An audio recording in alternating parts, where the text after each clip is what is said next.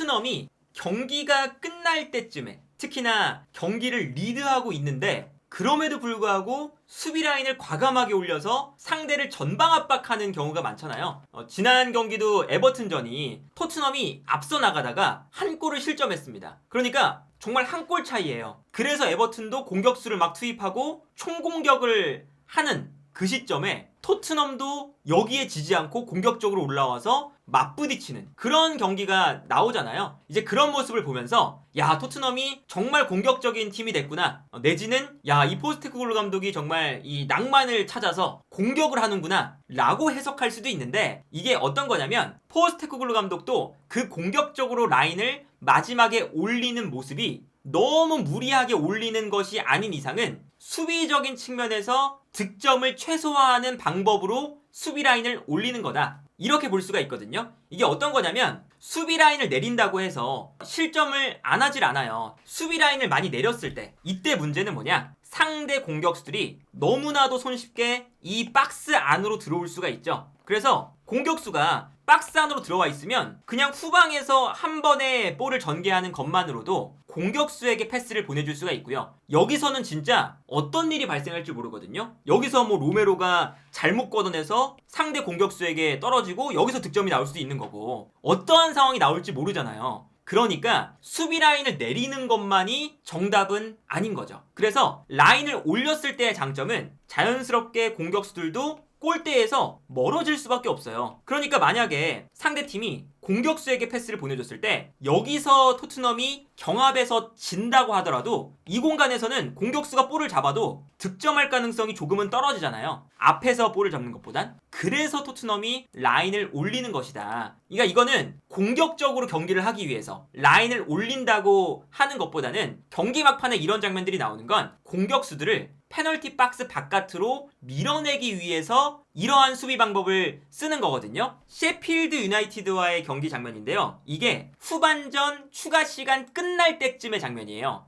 근데 여기서 셰필드 유나이티드의 수비가 볼을 잡습니다. 근데 여기서 2대1 상황이었거든요. 한 골 차이였어요. 그래서 상대팀이 앞쪽으로 빨리 볼을 보내서 최대한 공격수에게 볼을 보내주고 득점을 만들어야 되는 상황입니다. 그런데 토트넘의 선수들 보세요. 엄청나게 올라와서 상대 선수에게 달려들고 있죠. 심지어 최후방 수비수인 로메로까지 올라와서 간격을 좁혀주고 있습니다. 그러니까 상대팀 입장에서는 빨리 앞으로 볼을 보내야 되는데 달려드는 선수들이 워낙에 많으니까 쉽사리 앞으로 볼을 보낼 수가 없어요. 그래서 옆에 있는 선수에게 패스를 보내줍니다. 그리고 이 다음 장면을 보면 길게 패스가 안 나가니까 계속 전방에서 볼을 돌려요. 그리고 볼을 돌리는 만큼 토트넘의 선수들은 계속 달려들고 있죠. 그래서 결국에는 길게 앞으로 보내주지 못하고 후방에서 볼을 돌리다가 토트넘의 압박에 갇히게 됩니다. 그리고 심지어는 전방에서 토트넘이 상대방의 후방 빌드업을 둘러싸고 볼을 빼앗는 모습까지 나와요. 그리고 이런 장면이 지난 경기도 나왔습니다. 에버튼의 수비수가 경기 막판에 볼을 잡았을 때 토트넘이 한 골 차이였습니다. 이때도. 그러니까 에버튼은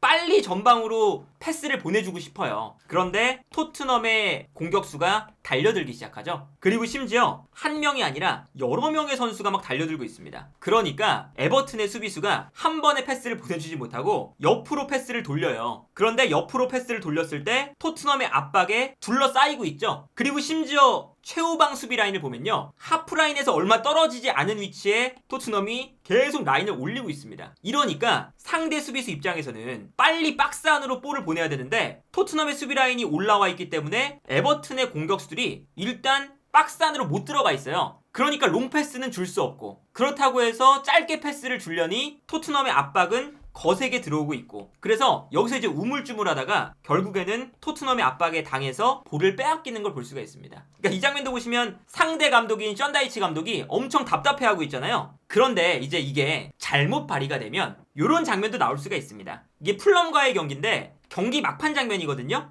그런데 토트넘이 또 앞쪽에서 수비를 한다고 너무 라인을 올렸어요. 그런데 토트넘의 선수들도 당연히 90분 막판이 되면 지칠 수밖에 없죠. 그러니까 전방 압박이 안 될 때가 있습니다. 그러니까 뒷공간이 완벽하게 열리고 이 뒷공간으로 패스가 한 번만 들어가도 결정적인 1대1 찬스가 나올 수밖에 없는 거죠. 물론 이제 이런 장면에서는 이제 반더벤이라는 아주 빠른 선수가 있기 때문에 반더벤이 이 스피드를 따라가면서 어떻게든 이 커버를 하는 장면이긴 한데, 이제 반더벤이 없다 보니까 최근 들어서는 더 불안불안하게 나오기도 해요. 이 장면도 토트넘이 에버튼과의 경기에서 이제 경기 막판의 장면인데 수비 라인을 올리고 압박을 하고 있습니다. 그런데 에버튼이 여기서 압박을 한번 풀었어요. 그래서 뛰어나가는 선수에게 패스를 보내주니까 한 번에 반대편 공간이 열리면서 에버튼의 공격수에게 결정적인 찬스가 찾아옵니다. 물론 여기서 비카리오의 예술적인 선방 때문에 이게 득점으로 이어지진 않았는데, 굳이 경기 막판에 라인을 올려서 이런 위기 상황을 초래해야 되는 거냐 라는 얘기가 나올 만한 상황도 당연히 나와요. 그래서 이제 어떤 게 있냐면요, 토트넘이 이번 시즌 프리미어리그에서